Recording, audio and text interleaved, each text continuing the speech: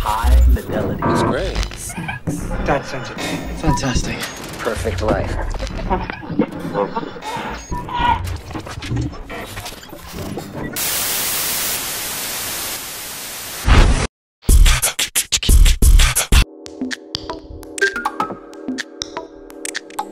Bonjour Monsieur Daniel Garrigue, alors je viens d'interviewer votre prédécesseur, Monsieur Rousseau, et alors j'ai une question embêtante, c'est pourquoi vous êtes tous les deux candidats à la présidence de la CAB, alors qu'au fond on pourrait penser de la base où nous sommes, comme on dit, on vient de me traiter de tribunal populaire, alors bon, tant pis, j'accepte. Pourquoi vous passez pas la main à des gens de votre liste? Je dis la même chose à Dominique Rousseau, hein, pourquoi ce combat des chefs, enfin? Je crois d'abord, ça on va pas revenir sur certains aspects. Non, moi je suis candidat parce que la ville principale est Bergerac, que l'essentiel des compétences a été aujourd'hui transféré à la communauté d'agglomération et que c'est là que se trouve en réalité l'essentiel du pouvoir de décision. Voilà, tout simplement. Non mais d'accord, mais vous n'êtes pas tout seul, vous avez pas mal sur votre liste. Oui, mais je veux dire, c'est moi qui ai constitué et mené cette équipe. Je veux dire, aujourd'hui, on a un énorme travail à accomplir pour lequel on s'est préparé. Et il faut bien un chef d'équipe. Or, je le répète, l'essentiel des compétences aujourd'hui se trouve à la communauté d'agglomération. Vous êtes le seul à être chef d'équipe, à pouvoir être chef d'équipe. Je ne dis pas que je suis le seul à pouvoir être chef d'équipe. D'ailleurs, c'est la raison pour laquelle j'ai pris dans mon équipe beaucoup de jeunes, parce que je souhaite préparer une relève. Mais je veux dire, dans les circonstances actuelles, c'est à moi qu'il incombe de prendre cette responsabilité. La relève sera pour plus tard. Alors, on va la préparer d'ailleurs, on va la préparer. C'est pour ça d'ailleurs que j'ai souhaité, et je souhaite que les jeunes prennent beaucoup de responsabilités justement pour se préparer à la... Ça aurait été une occasion là, non? En or, non? Comment? Ça aurait été une occasion. Ils vont avoir des responsabilités importantes.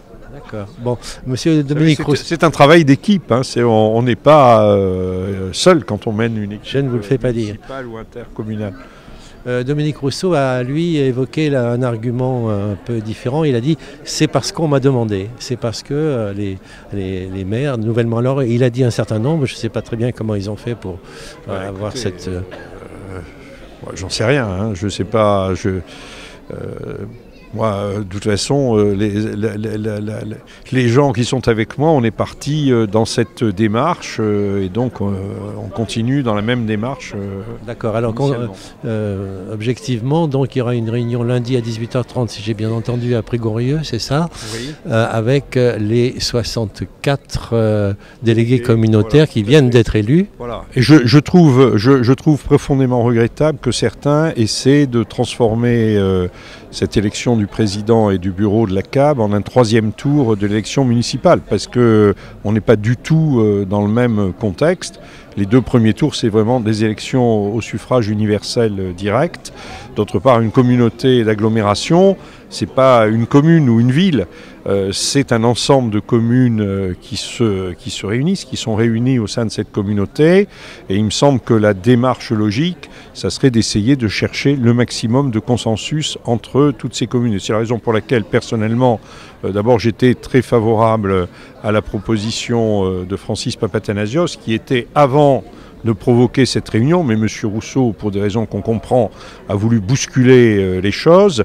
Ça aurait été logique, à mon avis, de commencer par réunir l'ensemble des maires ou des élus des 27 communes, ne serait-ce que pour avoir un échange de vues et voir comment on souhaitait s'organiser et travailler. Et puis, ce que je pense aussi, ce que je constate aussi, c'est qu'il y a beaucoup de nouveaux élus, beaucoup de nouveaux maires, qui ne se connaissent même pas, la plupart entre eux, qui ne connaissent pas leurs collègues. Donc je pense que ne serait-ce que pour cette raison, il aurait été nécessaire qu'on puisse avoir cet échange. M. Rousseau et ses amis l'ont refusé et ont préféré essayer de passer en force.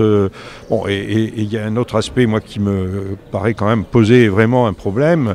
M. Rousseau a été écarté, rejeté par une majorité d'électeurs ici à Bergerac.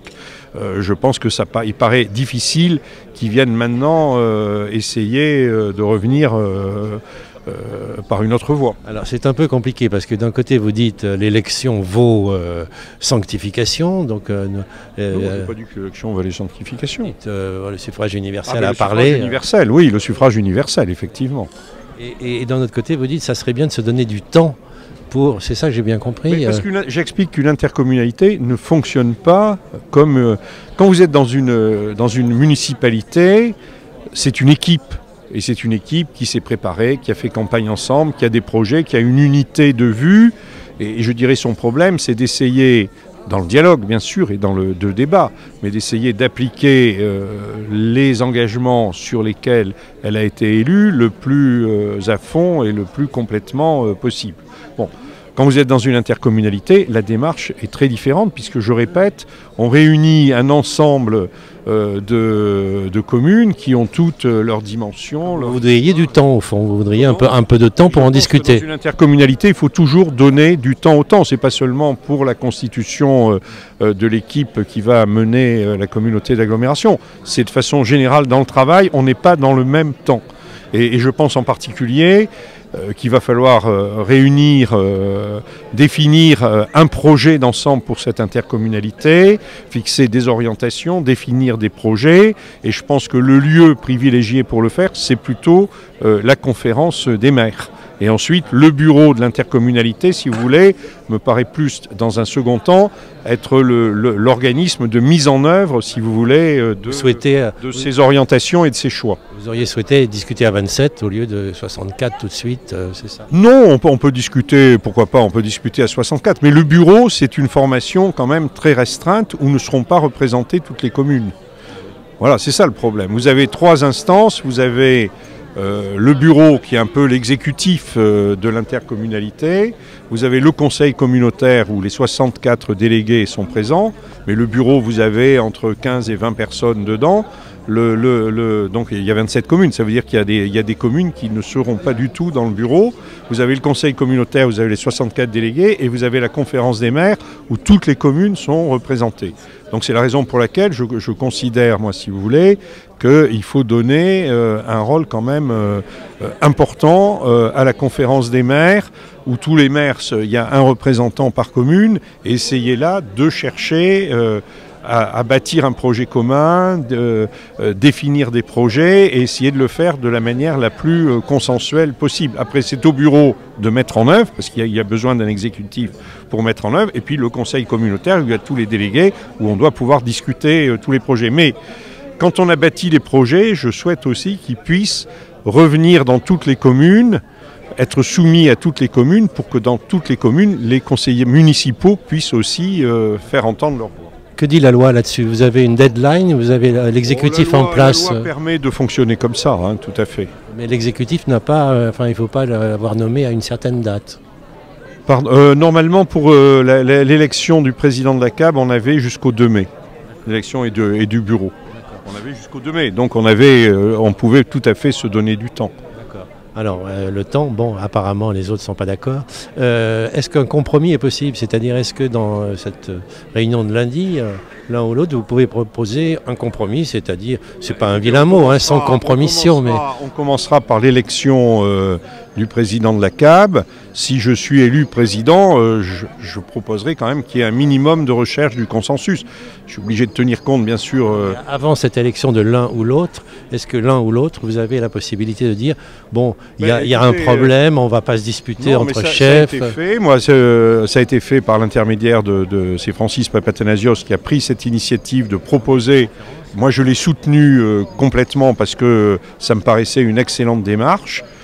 Et ce que je regrette, c'est que ça a été refusé par M. Rousseau et ses amis.